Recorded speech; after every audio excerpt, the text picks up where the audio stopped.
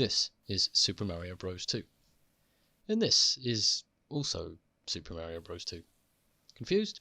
Good. While Pokemon games drop 2 versions every other year, Mario was doing it way before it was cool. But of course, there's much more to it. Strap in and stay tuned.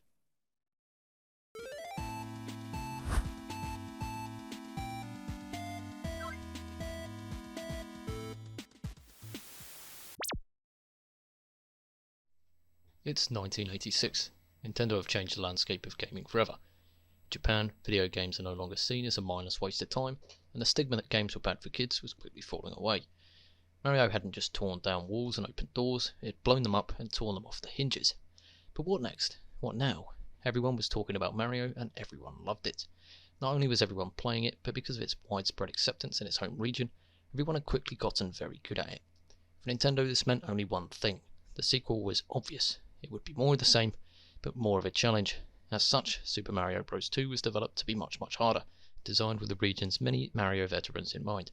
Releasing to Japan in '86, it went down well as series veterans approved of the new direction.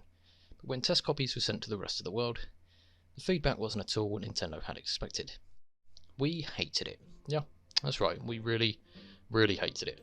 Touting the game as far too difficult and concerned for the impact the current version would have on the franchise in the West, testers urged Nintendo to think before confirming a Western release, and think they did. Nintendo had previously reworked a cancelled Popeye arcade title into the widely successful Donkey Kong Classic, and drawn this for inspiration as they turned their attention to another recent platforming release, Yumi Kojo Doki Doki Panic.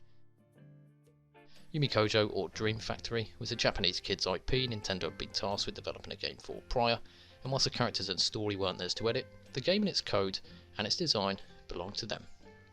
With no release of Doki Doki Panic in the West, nobody would know, right? It would be easy. They could cut, copy, edit and paste whatever they wanted.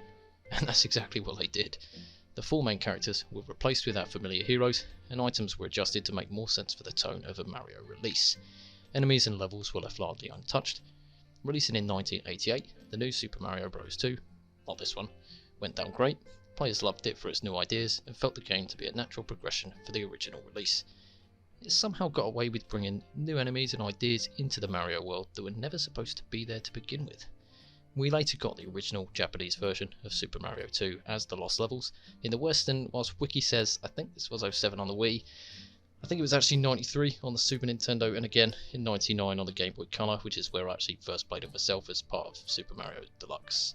So tell me, do you like these kind of videos? Are you interested in the lost lore of video game history? Like and subscribe to the channel, and I'll see you in the next one. Peace.